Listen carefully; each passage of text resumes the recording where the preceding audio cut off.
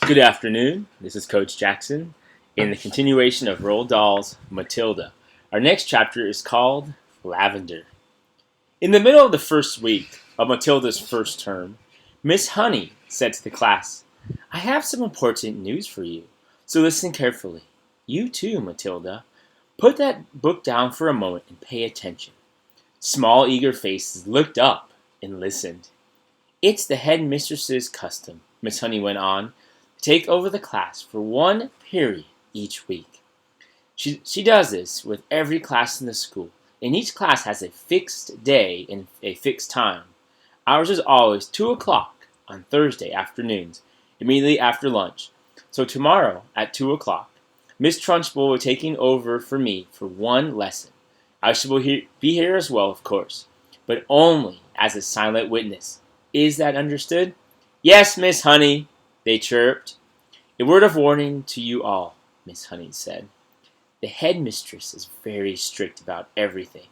Make sure your clothes are clean, your faces are clean, and your hands are clean.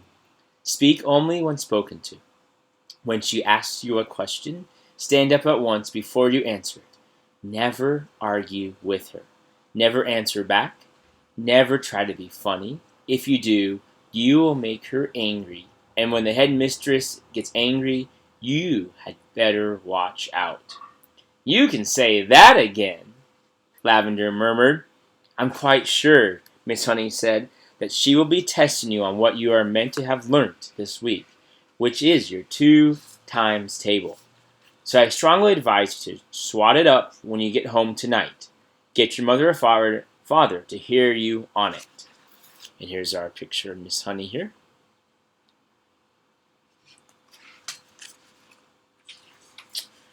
"What else will she test us on?" someone asked. "Spelling," Miss Honey said. "Try to remember everything you have learnt these last few days. And one more thing. A jug of water and a glass must always be on the table here when the headmistress comes in.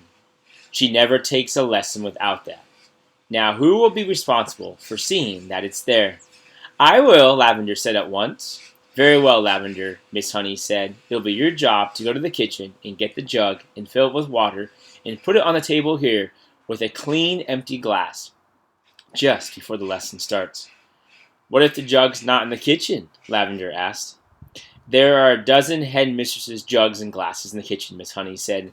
"They are used all over the school." "I won't forget," Lavender said. "I promise. I won't." Already Lavender's scheming mind was going over the possibilities that this wire jug job had opened up for her. She longed to do something truly heroic. She admired the older girl, Hortensia, to distraction for the daring deed she had performed in the school. She also admired Matilda, who had sworn her to secrecy about the parrot job she had brought off at home, and also the great hair oil switch which had bleached her father's hair. It was her turn now to become a heroine, if only she could come up with a brilliant plot. On the way home from school that afternoon, she began to mull over the various possibilities, and when at last the germ of a brilliant idea hit her, she began to expand on it and lay her plans with the same kind of care the Duke of Wellington had done before the Battle of Waterloo. Admittingly, the enemy on this occasion was not Napoleon, but you would have never got anyone at Truncham Hall to admit that the headmistress was a less formidable foe than the famous Frenchman. Great skill would have to be exercised, Lavender told herself, and great secrecy observed if she was to come out of this exploit alive. There was a muddy pond at the bottom of Lavender's garden, and this was the home of a colony of newts. The newt, although fairly common in English ponds, is not often seen by ordinary people, because it is a shy and murky creature. It is an incredibly ugly, gruesome-looking animal, rather like a baby crocodile, but with a shorter head. It is quite harmless, but doesn't look it. It is about 6 inches long and very slimy, with a greenish-gray skin on top, and an orange-colored belly underneath. It is, in fact, an amphibian, which can live in or out of water. That evening Lavender went to the bottom of the garden determined to catch a newt. They are swiftly moving animals and not easy to get hold of. She lay on the bank for a long time, waiting patiently until she spotted a whopper. Then, using her school hat as a net, she swooped and caught it. She had lined her pencil box with pondweed ready to receive the creature. But she discovered that it was not easy to get the newt out of the hat and into the pencil box.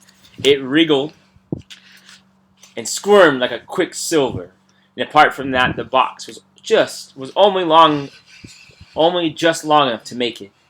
When she did get it in at last, she had to be careful not to trap its tail in the lid when she slid it closed. A boy next door, called Rupert and Tristle, had told her that if you chopped off a newt's tail, the tail stayed alive and grew into another newt 10 times bigger than the first one. It could be the size of an alligator. Lavender didn't quite believe that, but she was not prepared to risk it happening. Eventually, she managed to slide the lid off of the pencil box right home, and the newt was hers. Then, on second thought, she opened the lid just the tiniest fraction so that the creature could breathe. The next day, she carried her secret weapon to school in her satchel. She was tingling with excitement. She was longing to tell Matilda about her plan of battle. In fact, she wanted to tell the whole class. But she finally decided to tell nobody. It was better that way because then no one, even when put under the most severe torture, would be able to name her as the culprit. Lunchtime came. Today was sausages and baked beans, Lavender's favorite, but she couldn't eat it. "Are you feeling all right, Lavender?" Miss Honey asked from the head of the table. "I had such a big breakfast," Lavender said. "I really couldn't eat a thing." Immediately after lunch, she dashed off to the kitchen and found one of the Trunchbull's famous. Here's a quick picture of Lavender searching the pond for the newt.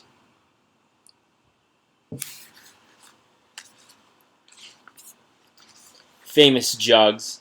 It was a large, bulging thing made of blue glazed pottery. Lavender filled it half full of water and carried it together with a glass into the classroom and set it on the teacher's table. The classroom was still empty. Quick as a flash, Lavender got her pencil box from her satchel, slid open the lid just a tiny bit. The newt was quite still. With great care, she held the box over the neck of the jug and pulled the lid fully open and tipped the newt in. There was a plop as it landed in the water. Then it thrashed around wildly for a few seconds before settling down. And now, to make the newt feel more at home, Lavender decided to give it all the pondweed from the pencil box as well. The deed was done. All was ready.